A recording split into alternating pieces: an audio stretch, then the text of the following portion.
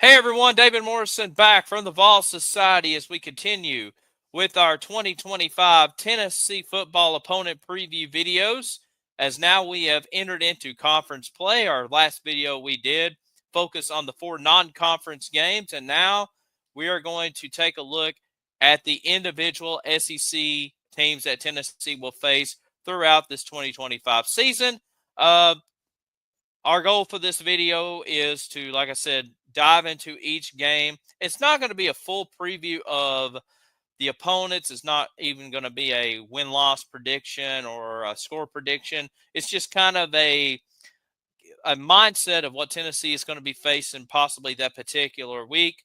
So we'll be diving into a little bit of what you might see with Georgia this year, but just kind of overall the mindset and what Tennessee needs to do to pick up a win or uh, possibly get a victory over these particular opponents. So now let's dive into September 13th, the SEC opener at home against the Georgia Bulldogs. So for Georgia, last season, another SEC championship for Kirby Smart, 11-3 conference record, loss in the Sugar Bowl during the college football playoffs to Notre Dame. Kind of a shocking loss a little bit, in my opinion. I thought Georgia would be a very strong contender to win the national championship, but didn't happen.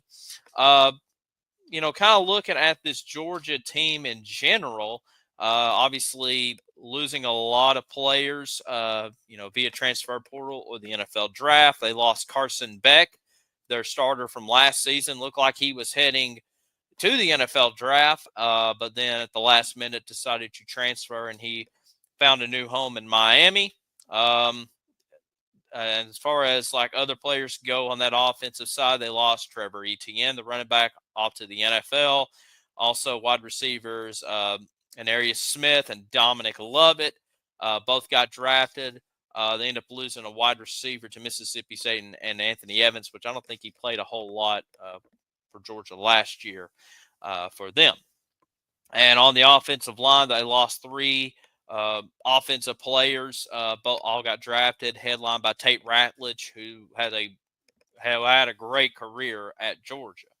But as far as the offensive go, here's who's coming back or taking the new roles, if you will. Gunnar Stockton. So we saw Gunnar Stockton play the very last game of the season against Notre Dame. He is the new starter for Georgia. This will be his first big game he's played, and definitely first road game he will play in his Georgia career. Georgia up to this point would have played like Marshall and Austin Peay their first couple of games of the season before they take on Tennessee on the road. And I believe this is probably the earliest that Tennessee and Georgia has played each other in September. I want to say about 30 years or so. It's very early in the season. Normally, this game would be the week we normally play Florida, or last year we played Oklahoma pretty early, but this year it's Georgia. So getting back to the players, we mentioned Gunnar Stockton, running back Nate Frazier now takes over. Had a great freshman season.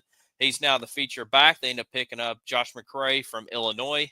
So it looks like it's going to be those two guys running the ball for Georgia. Wide receiver room, a very interesting group of guys. Last year was kind of a down year for the Georgia wide receivers. They really didn't have that home run threat last season where they've had in the past. So now they looks like they're going to see who can be that guy. They end up picking up a couple of pretty big wide receivers in the portal. Noah Thomas from Texas A&M and Zachariah Branch from USC. Zachariah Branch can also return kickoffs and punts. So a very explosive player that Kirby Smart landed. Dylan Bell also returns back for Georgia. Oscar Delp returns back at tight end for Georgia as well. And, of course, we know Kirby kind of likes using those tight ends from Brock Bowers, and now Oscar Delp is kind of continuing that trend.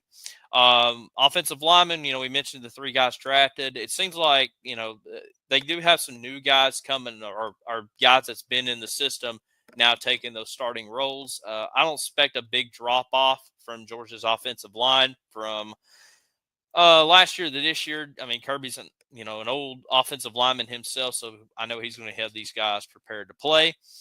Defensively, lost a ton of guys in the NFL draft. Malachi Starks, Javon Walker, Mikael Williams. So now, once again, kind of a reload for Georgia.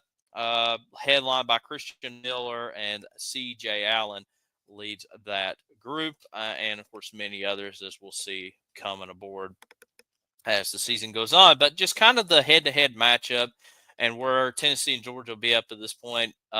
We already mentioned Tennessee. We already mentioned Georgia. Kind of playing two less inferior opponents. This is their first big game. They don't have a power. Well, outside of Georgia Tech, they don't really have any Power Four opponents that they would play before us or up until Georgia Tech at the end of the year as they meet in Atlanta. So this will be kind of the first big test for Georgia, obviously. Playing on the road in an SEC environment, possibly still kind of working out the kinks for this team. But you look on the other side from a Tennessee perspective, Tennessee will be utilizing a young quarterback themselves, whether it be Joey Aguilar or Jake Merklinger. As I mentioned in the last video, I think it will probably be Joey Aguilar starting the season off. I thought, it's going to be very, very interesting to see which quarterback handles the pressure in this game with these two. Aguilar's been around for around longer than Stockton, but younger quarterbacks per se, kind of in a big stage environment. Obviously, Neyland's going to be loud and rocking and rolling, but Georgia has handled the Neyland crowd a lot better than some of the SEC teams, especially in the last couple of years. So we'll see, how can Gunnar Stockton and this team communicate and see if they can get the ball rolling. Meanwhile, for Tennessee with Joey Aguilar, up to this point, you already had played a Power Four opponent in Syracuse, although a neutral site game, and then you would play ETSU up to that point, and now you jump into conference play with the defending champions at home. I know the crowd's going to be more on our side, obviously, but how can Joey Aguilar get that tempo going? How can he communicate with his players? And not really just Joey Aguilar or whoever the QB would be, but you got, a brand new offensive line from a Tennessee perspective, taking on a very fierce Georgia defense year in and year out, have always contributed. So it'll be a very interesting game to see. Probably as of right now, I would probably give the slight edge to Georgia in this one, just because of more of the coaching matchup. Kirby has had Josh Heupel's number since Coach Heupel has entered in the SEC. Very tough to pull a victory over him. But we shall see. Should be a very fun matchup. Very intriguing game. Be a 3:30 game on ABC on September 13th. And definitely the winner of this will have a big leg up in the SEC. So that's a kind of a brief synopsis of this Georgia opponent matchup. And like I said, we'll continue on with these videos as the next video we're going to preview will be the other Bulldog team in the Southeastern Conference, a trip to Mississippi State. And that's going to be in the next video, but we hope you enjoy this Georgia opponent preview. And this is David Morrison from the Vols Society, and we will see you in that next